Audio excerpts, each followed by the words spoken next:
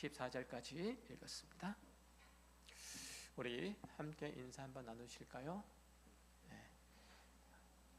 안녕하세요. 안녕하세요. 네. 오늘이 2025년 마지막 주일입니다.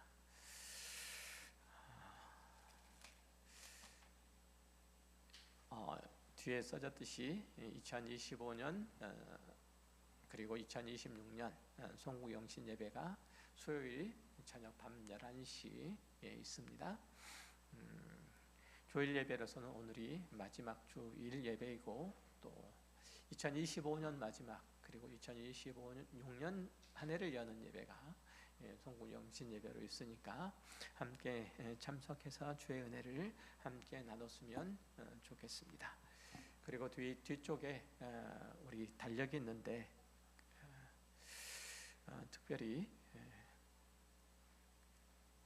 생각하고 기도하고 또 복음 전하기를 원하는 이들에게 달력과 함께 교회를 전해주셨으면 좋겠습니다. 말씀 함께 나누도록 하겠습니다.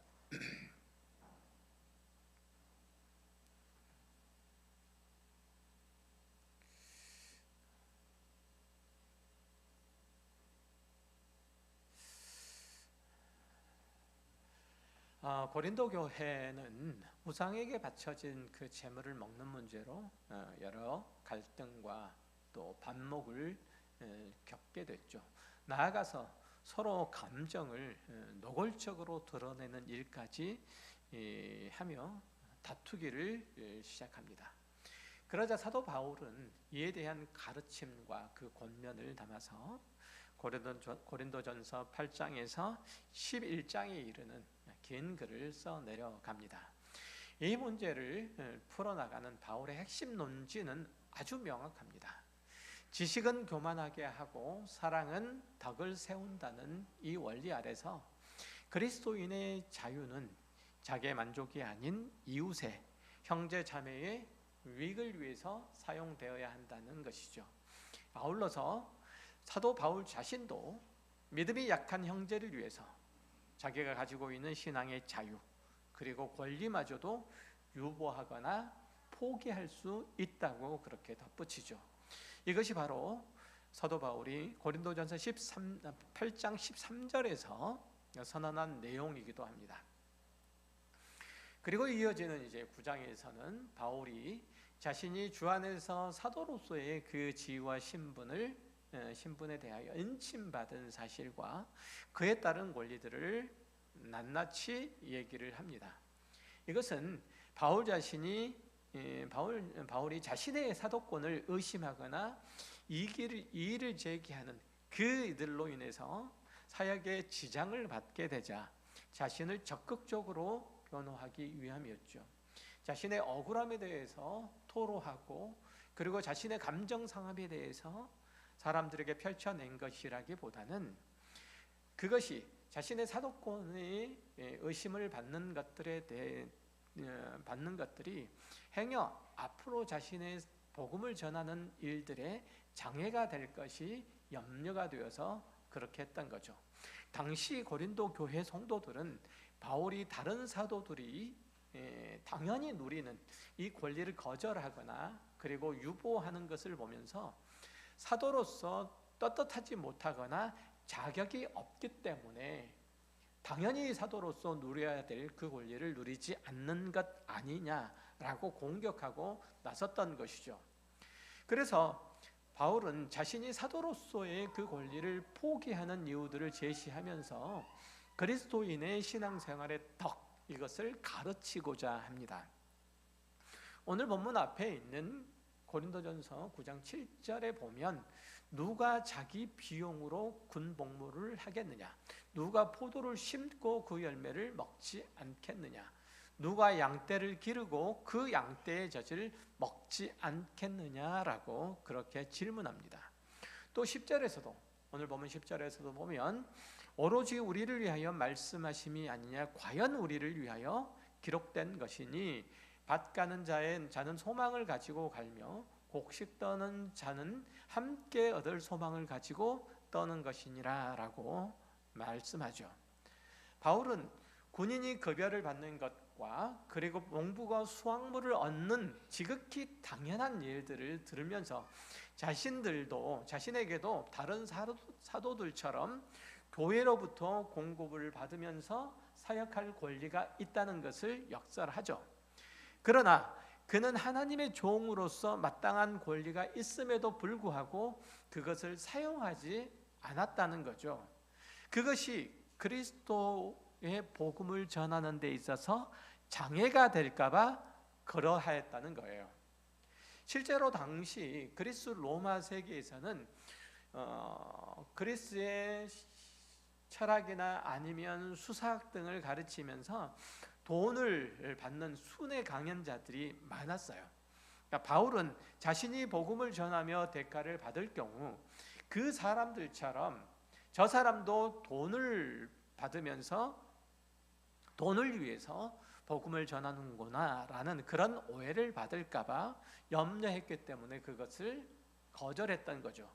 복음이 돈벌이의 수단으로 전락하는 것을 막기 위해서 천막을 만들면서 생계를 이어가는, 그렇게 선교하는 자비랑 사역을 선택한 거예요.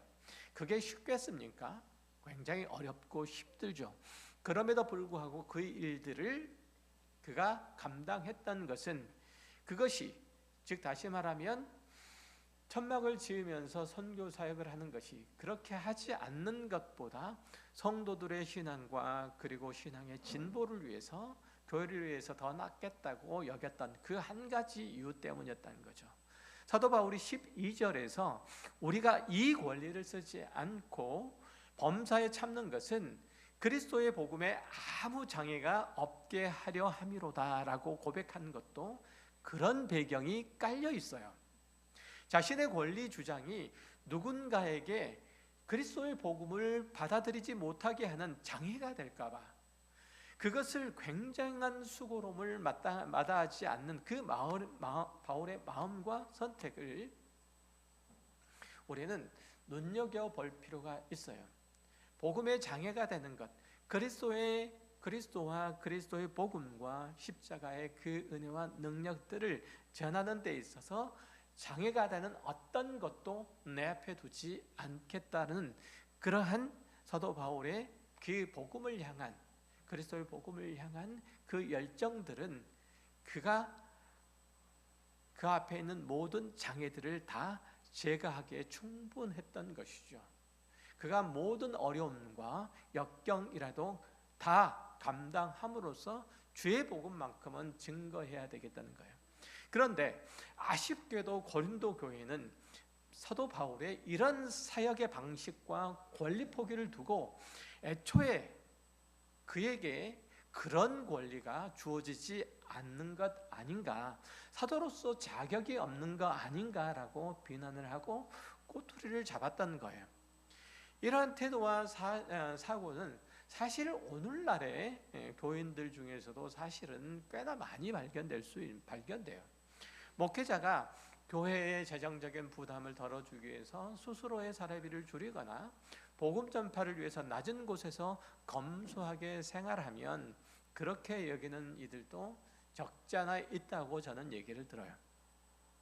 저 목사님은 어디서 청빙을 못 받아서 저렇게 사나, 능력이 모자라서 풍족하게 못 사는 것 아닌가라고 그의 권리 포기를 경제적인 무능력으로 치부하는 경우도 때때로는 있죠. 실제로 목사가 고급 차를 타고 다니면 성직자가 비싼 차를 탄다고 야단이고, 저러면 경차를 타고 다니면 공생 맞다고 중얼거리기도 해요.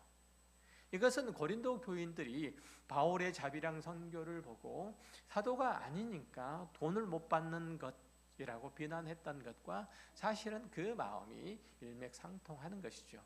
우리 교회야 워낙에 신앙 안에서 교양과 외의가 뛰어나서 그렇지 않지만, 과거에는 목사나 장로의 자녀들이 그것 때문에, 그런 것들 때문에 상처를 받는 경우가 종종 있었다는 거죠. 교회 사역이나 신앙생활에서 목사의 딸이니까 이 정도는 해야 되지 않나, 장로의 아들이면 그러면 안 되지 않나 라는 식의 비난이 적지 않았고, 아이들은 그 자녀들은 그 마음에, 그 때문에 깊은 상처와 마음의 부담을 가졌다는 거죠.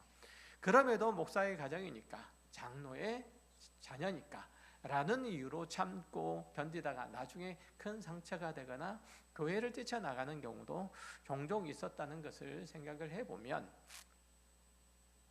그것이 올바른 일들은 아닌 것을 우리는 충분히 우리의 신앙의 경험들을 보고 교회 역사를 통해서 충분히 살펴볼 수가 있죠.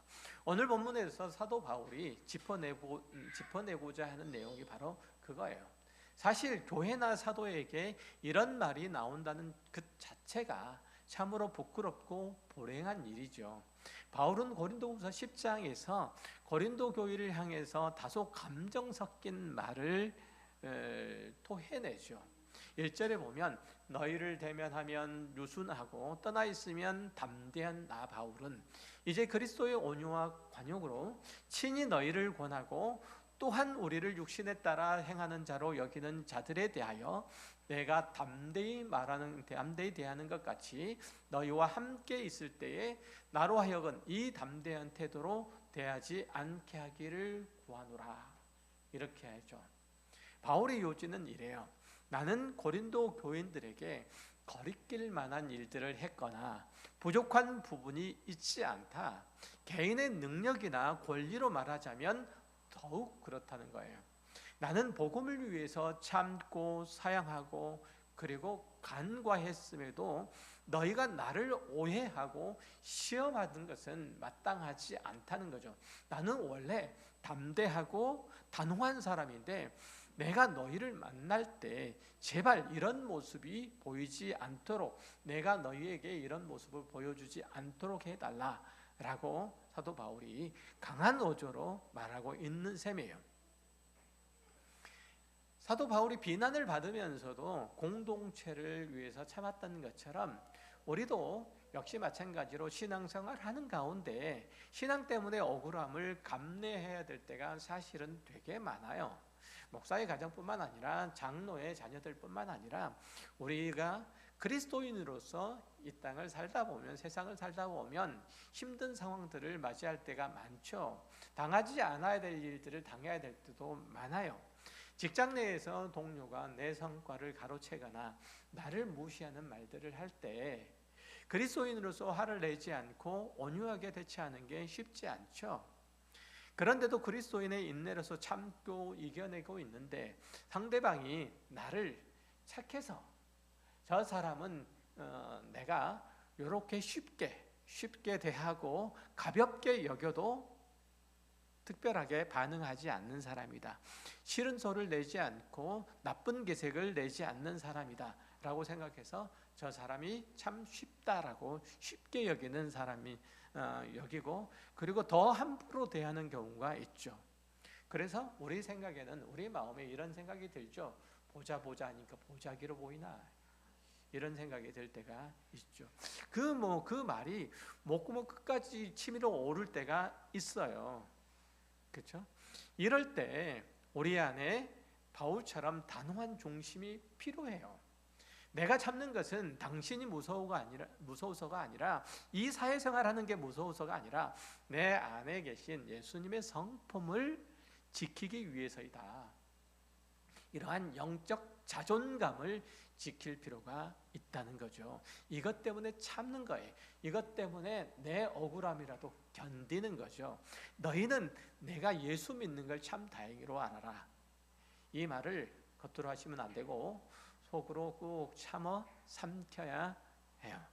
그리고 나의 온유함이, 나의 이 인내가 무능에서 나온 게 아니라 절제된 능력인 것을 스스로 선포하는 삶을 살 필요가 있어요. 그리고 그러한 상대방에 대해서도 선을 넘지 않도록 지혜롭고 그리고 부드럽게 단호하게 의사를 표현하는 것도 필요해요. 예를 들면 저는 우리의 관계가 서로 존중 속에 유지되기를 바랍니다. 제가 그동안 보여드린 그 온유함은 당신의 무례함을 허용한다는 그런 의미는 아니었습니다. 앞으로는 서로 선을 지키고 서로 정중하게 소통했으면 좋겠습니다. 저도 그렇게 노력하겠습니다. 라고 막 퍼붓고 난 다음에 이제 숨이 어느 정도 그치고 나면 좀 정신이 들고 나면 그렇게 하지 마시고 처음부터 이 나쁜 놈아, 이 못된 놈아 이렇게 다 쏟아붓고 난 다음에 속 시원해. 그리고 이제 수습을 좀 해야지 제정신이 좀 드니까 그런 다음에 그런 얘기를 하지 마시고 처음부터 참고 그렇게 하시면 돼요. 이런 식의 의사를 표현을 하는 것도 그 관계의 지속을 위해서 용기 있고 지혜로운 선택이에요. 사도 바울이 자신을 변호하고 나선 이유도 그 때문이죠. 그 관계가 지속되기를 바라는 마음에서였어요. 그러니까 너는 나랑 더 이상 볼 일 없다라고 쏟아부으면 안 돼요. 그러면 절대 안 돼요. 사도 바울이 그랬던 거예요. 고린도 교회가 자신의 권면과 그 가르침을 권위 있게 듣지 않았기 때문에 어쩔 수 없이 사도로서의 전혀 손색이 없는 자신의 자격을 증명하면서 성도들을 꾸짖고 바로잡고자 했던 거예요. 그러니까 바울이 고린도후서 11장에서 말을 하려고 했던 것도 자신의 개인적인 능력과 사도로서의 권리였잖아요. 그 모든 말이 사실이지만 스스로 나열한 것 자체가 어리석게 느껴질 수밖에 없었던 거예요. 그럼에도 불구하고 그렇게 말할 수밖에 없었던 것은 그의 사도권이 부인을 당하면 앞으로 고린도 교회에서 말씀으로 성도들을 가르치고 그리스도의 권위로서 견책하는 일들이 어려워질 수 있기 때문에 그랬던 거죠. 그래서 하나님의 말씀으로 그들을 꾸짖기 위해서 바울은 이렇게 어리석은 나를 용서해 다오라고 말하면서 굳이 그 글들을 시작했던 거죠. 사실 바울의 개인적인 능력이 어떠한지는 사역을 감당하는 데 있어서 사실 결정적인 문제는 되지 않아요. 교육적인 배경도 어떻게 되는지 본질적으로 중요하지 않아요.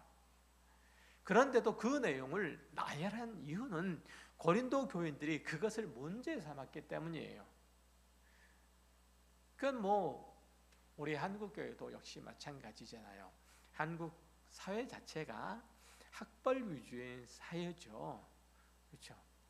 학벌, 대학교 간판, 대학원 간판 하면은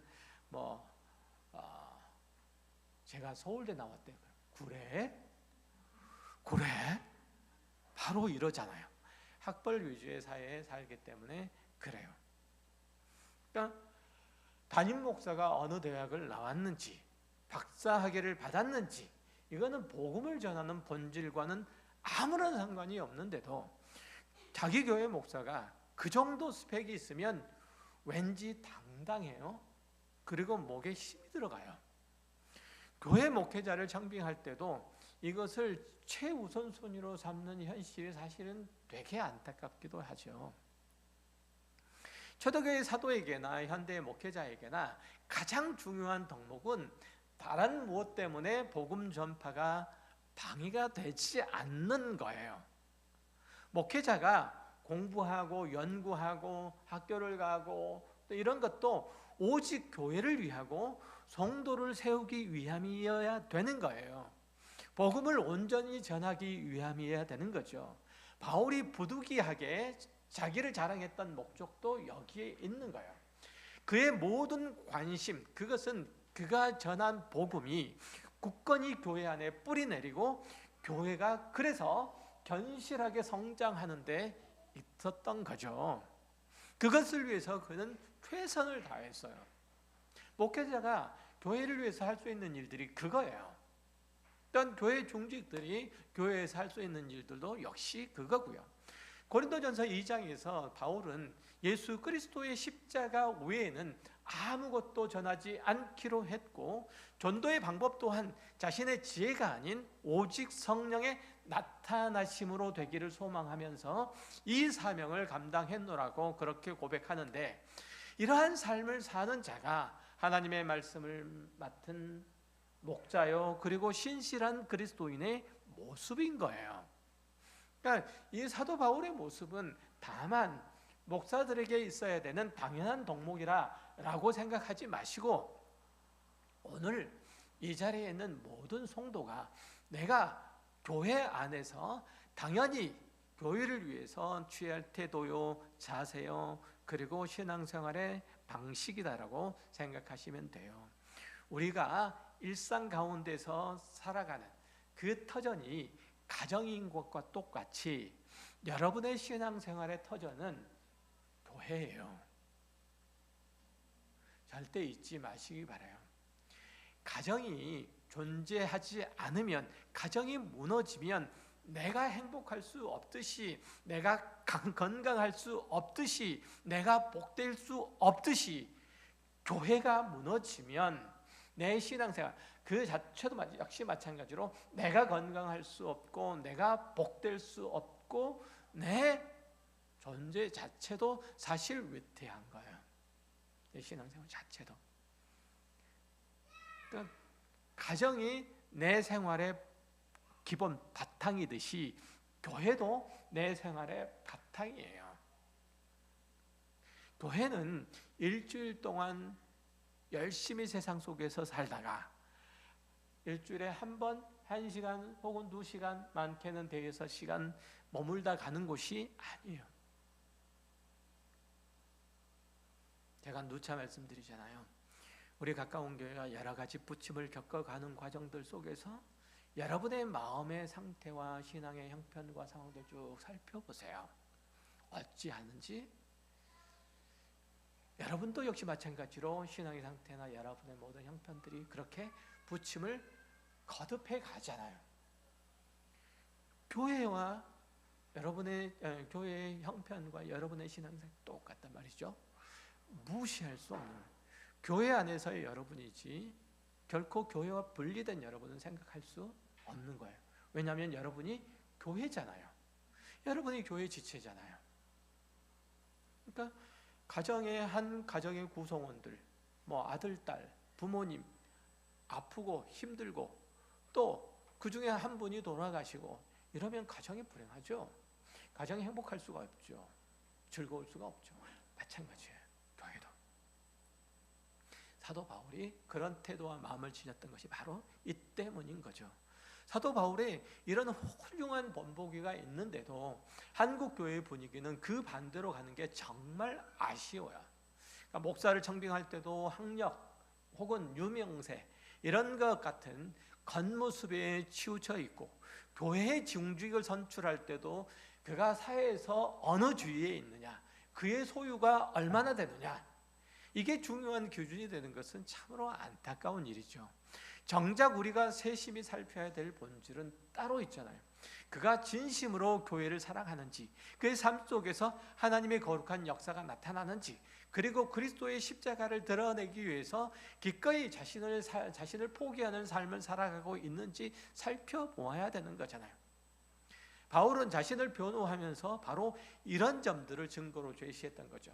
그는 복음을 위해서 모든 기득권을 배설물처럼 여겼다라고 하는 거예요. 순회 전도자로서 모든 오해와 환난과 핍박과 공핍과 이런 것들을 기꺼이 감내했다는 거예요.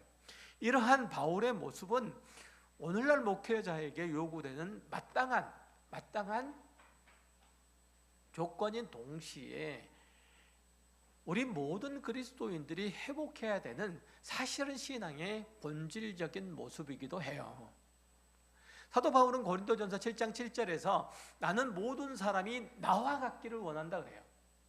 모든 사람이, 교회 목회자만 아니라 교회 중직뿐만 아니라 모든 사람이 나와 같기를 원한다라고 얘기해요. 자신이 그 조건에 부합한 것을 말하죠. 그는 교회와 성도들에게 유익이 된다면 무엇이든지 하고자 했고 그것이 복음의 방해가 된다면 무엇이든지 단호하게 버렸던 거예요. 8장 13절에서 음식이 내 형제를 실족하게 하면 난 영원히 고기 안 먹겠다 라고 한 것은 단순하게 신앙의 만용을 부린다거나 멋짐을 뽐내거나 극적인 장면을 연출하려고 한 게 아니었던 거예요. 종교적인 금욕을 강조하려고 하는 것도 아니었던, 그의 중심에는 오직 그리스도와 그의 복음과 교회를 위한 헌신밖에는 없었던 거죠. 우리가 가장 중요하게 보아야 될 지점이 바로 여기에요. 목회자나 다른 종직이나 아니 모든 성도들, 그가 가지고 있는 이력이나 학위나 개인의 장기나 자인의 소유나 이런 걸로 존재를 평가하시면 아주 곤란해요. 교회가 아니에요. 한국 사회지. 한국 사회는 달라요. 성도들을 평가할 때도 위아래로 훑어보시면 곤란해요. 쭉 살펴보니까 저 사람 37만 원짜리네. 위에서부터 쭉 쳐다보니까 발끝까지, 머리서부터 발끝까지 쳐다보니까 입고 있는 것, 착장하고 있는 모든 것이 다 합해서 37만 원. 저거는 370만 원이네. 저거 프라다 아니야? 안색이 보여주는 게 아니라 그 사람이 메고 있는 핸드백을 보여주면 곤란하죠. 그래서는 안 돼요. 그러니까 우리가 어떤 무언가에 대해서 평가를 해야 된다면 그리스도 안에서, 그리스도의 복음 안에서 그가 어떻게 행동을 하고 그가 하나님의 말씀 앞에서 어떻게 반응하는가로 평가해야 돼요. 그가 하나님의 말씀 안에서 온전히 생활하기를 소망하고 하나님의 거룩으로 자신의 삶이 도모되기를 기뻐하며 기꺼이 그것을 위해서 헌신하고 있다면 그는 하나님 앞에서 살아있는 자로 그렇게 여길 것이며, 그가 여러 부침 가운데, 신앙의 어려움 가운데 처해서 하나님의 사람으로서 살아가는데 허덕대면 그를 위해서 기도하는 것들을 그치지 않아야 될 뿐, 다른 어떤 것들로 우리는 한 사람을, 교회 안에서 한 사람을 평가해서는 결코 안 되세요. 잊으시면 안 돼요.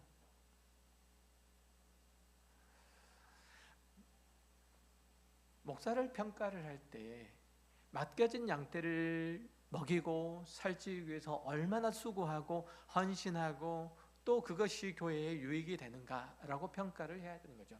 단순하게 음욕적이고 희생적인 삶을 산다고 해서 무조건 칭찬을 할 일도 아니에요. 복음과 교회를 위해서 적극적으로 취할 것은 취하고 감수할 것은 감수하고, 이런 지혜들이 사실은 필요해요. 그런 의미에서 목사가 좋은 차를 타고 다닌다고 무조건 비난할 일은 아니에요. 저는 제 이름에 차가 있긴 있군요. 아들이 타고 다니는 차. 어쨌든 비난할 일들은 아니에요. 물론 교회에 재정적인 부담을 안기면서까지 과도한 소비를 하거나 사치를 하는 것이 문제겠지만, 전국을 다니고, 제가 그렇다는 얘기 아니에요. 전국을 다니면서 강연하고 또 학교와 교회 사역을 병행하는 그 목사가 체력이 소비되어서 체력이 소모되는 그 목회자가 도로 위를 오갈 때 편하고 안전에 도움을 되는 차를 타고 다니는 것도 필요하잖아요. 그런 분들이 꽤 있죠.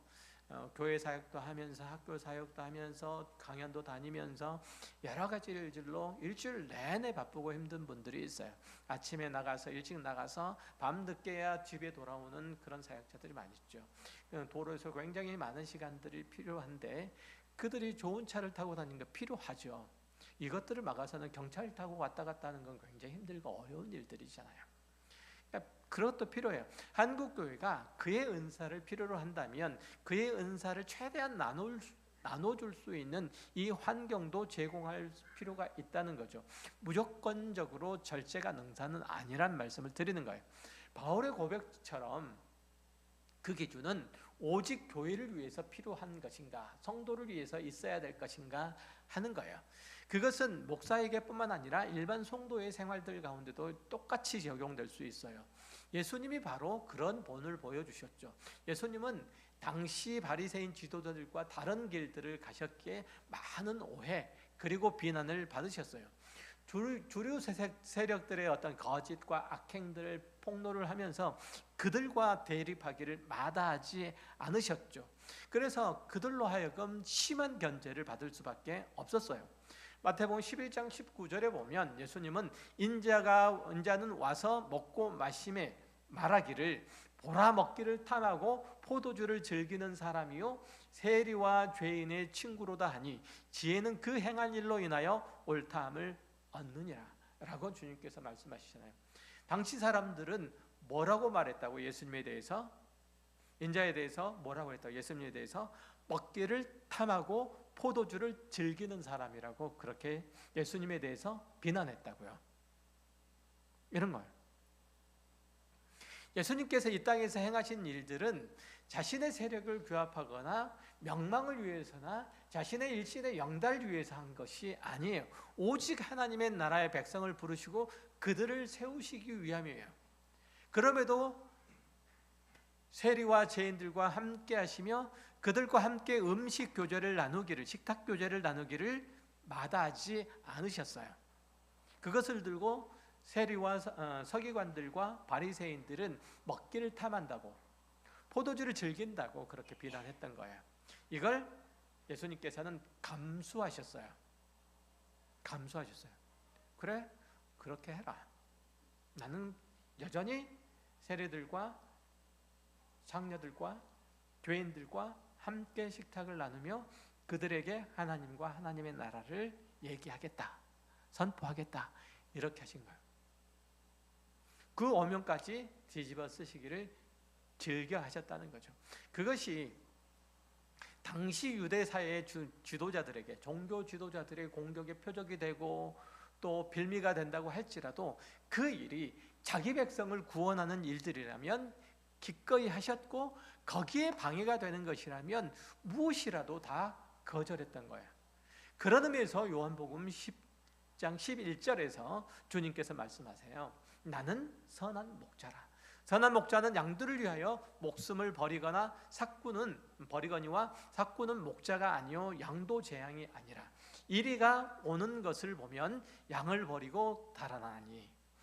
삭군 목자는 보상만을 바라보지만 참된 목자는 양을 위해서 존재하고 그 양떼 자체가 보상임을 안다는 거죠. 그러나 목자가 보상만을 위해서 일을 하지는 않는다는 거예요. 않는다고 해서 그것이 교회에게 필요하고 공급되어야 될 것들이 공급하지 않아도 된다는 그런 의미는 아니에요. 그러니까 목자 자체가 양떼 자체가 목자의 보상이라고 해서 그것이면 다 되지, 아무것도 줄 필요가 없어라고 해서는 안 되는 거예요. 목자가 그 사명을 감당할 수 있도록 여러모로 돕는 것이 교회의 몫이라는 거죠. 진정한 영적인 풍성함을 얻고자 한다면 가르치는 자가 사역에 전념할 수 있도록 충분히 돕고 보호하는 일들이 필요하다는 거예요. 제가 이런 얘기들은 처음 드리는 것 같은데, 제가 이전에 아주 초보 시절에 30대 때 전도사 시절에 제가 사역을 했던 교회가 있어요. 그 교회에서 제가 책을 읽는 걸 즐기는 줄 알고 교회 몇몇 권사님들이 그 교회 음침한 곳에 데려가가지고 이렇게 봉투를 찔러준 적이 몇 차례 꽤나 있었어요. 저는 그것들 가지고 책을 사보면서 앞으로 내 신앙을 또 내 사역을 어떻게 해갈 것인가 다짐하고 다지는 그런 교회들이 됐었어요. 그래서 몇 개월 전인가 그 교회를 갈 일들이 있었는데 그 교회에서 설교할 동안에 그 얘기를 했어요. 내가 이만큼 커서 이 자리에 서서 여러분에게 말씀을 전할 수 있었던 것은 그 권사님들의 수고와 애씀과 목회자를 향한 그 사랑의 마음들, 수고의 마음들이 있었기 때문에 제가 이 자리에 있을 수 있는 것이다. 여러분이 교회가 저를 키워낸 것이다 라고 제가 고백한 적이 있어요. 그거거든요. 교회라고 하는 것들이 그거예요. 그런 일들을 하는 거예요. 목회자가 주일 예배 직전까지 차량 운전을 하도록 시키고 숨 돌림 틈도 없이 강단에 서지 않도록 도와줘야 하는 거죠. 우리 교회를 두고 얘기하는 게 아니에요. 봉사자가 부족해서이겠지만 교통체증 속에서 운전하다가 강단에 서는 것은 참 고된 일들이죠. 또 교단 신학교를 위해서 세례 교인 분담금을 낸다거나 노회비를 지출하는 것도 성도들 입장에서는 피부에 닿지 않는 일일 수도 있어요. 하지만 건강하고 유능한 목회자를 양성하는 책임은 우리 교회 모두에게 있어요. 노회가 소속된 목사와 교회를 위해서 일할 수 있도록 각 지교에서 십시일반하는 마음들로 서로 짐을 나누어지는 것, 이게 꼭 필요하죠. 본문에서 말하는 바울이 말하는 말을 다시 한번 경청을 해보면 사도 바울은 교회를 위해서라면 어떤 짐도 마다하지 않겠다고 말해요. 그 짐은 교회나 그리고 목회자나 모든 성도나 다 함께 져가는 거예요. 각자의 짐들이 있다는 거죠. 그렇다면 그 힘에 겨운 수고와 많은 눈물로 교회를 세우는 그에게, 목회자에게, 사도 바울에게, 그리고 우리 목회자들에게, 여러분들에게 가장 큰 힘이 되고 큰 응원이 되는 게 뭘까요? 목회자들에게 있어서나 이럴 때 이들에게 경제적인 도움이나 지혜에 알맞는 그 보답보다 우선인 것, 그것은 그의 사역과 가르침과 지도력에 기꺼이 기쁨으로 동참해 주는 거예요. 다시 한번 말씀드려요. 이것은 제가 개인적으로 부탁하고 싶은 말씀이기도 해요. 저에게 있어서 가장 필요한 것, 그것은 다른 어떤 것이 아니라 제가 사례비를 많이 줬으면 좋겠다, 이것도 아니고 저에게 합당한 또 다른 어떤 응분한 대가를 줬으면 좋겠다, 이것도 아니에요. 저는 딱 한 가지에 제가 가르치는 것과 그리고 지도력에 기꺼이 동참해 주는 것, 저와 함께 주의 교회를 일고 가고 세워가고 강건하게 채워가고 거룩하게 만드는 일들을 함께 도모해 가겠다는 그런 마음이면 돼요. 교회와 더불어서 그리스도의 장성한 분량에 이르기까지 내가 서겠다. 교회가 커가는 것처럼 나도 그렇게 커가겠다. 어디까지? 그리스도의 장성한 분량에 이르기까지 커가겠다라는 그 마음이면 돼요. 그렇게 가르치고 애쓰면 가르치는 것만큼 고개를 끄덕거리며 함께 가주는 게 저에게는 가장 큰 응원이고 저에게는 가장 큰 보답이에요. 훌륭한 스승이 훌륭한 제자를 만들기도 하지만 그 반대로 훌륭한 제자가 훌륭한 스승을 만들기도 해요. 가르쳐 본 사람은 알 거예요. 결국 목사는 교회가 만들어내고 또 그렇게 세워진 목사가 다시 교인들을 훌륭하게 이끌 수 있다는 거예요. 교회와 목회자는 이토록 불가분리의 관계예요. 하나님은 예수 그리스도의 피로 사신 성도들의 거룩과 영광을 위해서 목사를 세웠고 또한 교회를 구성하셨어요. 목사는 마음을 다해서 그 교회를 살피고 성도들을 위해서 기도하고 권면하는 일을 다 해야 돼요. 그리고 성도는 그 목양을 잘 따를 때 서로에게 유익이 되고 복이 되죠. 사도 바울의 이 진심 어린 그 마음들이 이 땅의 모든 목회자들에게 깃들었으면 좋겠고, 그리고 사도 바울의 목양의 그 수고와 애씀에 따라 에베소 교회가 그렇게 성실하게 그것들을 반응했던 것처럼 반응했으면 좋겠어요. 또한 우리 역시 그런 복된 목회적 제목들을 함께 길러가고 또 교회 안에서의 성도들이 그렇게 믿음 안에서 잘 자라나서 어린 성도가 점점 성장함에 따라서 교회의 평신도의 그 기둥으로, 그 지도자로 설 수 있도록 양육하고 보호하고 격려하는 일을 함께 해갈 때, 교회는 양쪽에서, 한쪽에서는 목회자 지도자들, 한쪽에서는 평신도 지도자가 잘 세워주므로 이들의 수고와 헌신으로 교회는 더욱 복되고 아름답게 하나님의 영광을 잘 나타낼 수 있을 겁니다. 기도하겠습니다. 하나님 아버지, 감사합니다. 하나님께서 주의 교회를 세우시고 교회를 위해서 목양하는 일을, 또 교회 평신도들을 살피며 또 위로하고 격려하며 힘이 될 자들을 불러 세우셨습니다. 하나님, 앞서 있는 자들은, 특별히 교회의 목회자는 성도들을 위해서 가르치고 권면하고 또 세우는 일들을 게을리하지 않도록 성령의 능력과 그 지혜로 함께하여 주옵시며 아버지의 마음으로 주님 성도들을 위해서 기도하게 하여 주옵시며, 성도들은 교회의 지도자인 목회자를 잘 따라 주님의 교회를 거룩하고 온전하고 바르고 풍성되게 세워가기에 각자의 수고와 각자의 노력을 다하는 저희들 되게 하여 주옵소서. 그래서 주님의 교회가 주님의 거룩성을 잘 담아내게 해 주옵시며, 그로 말미암아 주님 오시는 그날에 이르기까지 복음의 부요함이, 그 풍성함이 교회를 통해서 잘 나타날 수 있게 하여 주옵소서. 하나님, 교회가 바로 세워짐은 우리 가정이 바로 세워지는 것과 같다는 것을 저희들 늘 기억하게 하시고, 가정을 위해서 수고하고 애쓰는 것처럼, 그 이력을 내가 감당하는 것처럼 교회를 위해서도 그렇게 수고하고 애쓰며 이력을 감당하는, 그래서 주님의 교회가 우리의 모두의 수고와 애씀과 사랑과 수고의 헌신들로 건강하고 그리고 용성하게 하여 주옵소서. 우리는 주님의 교회입니다. 예수 그리스도의 이름으로 기도했습니다. 아멘.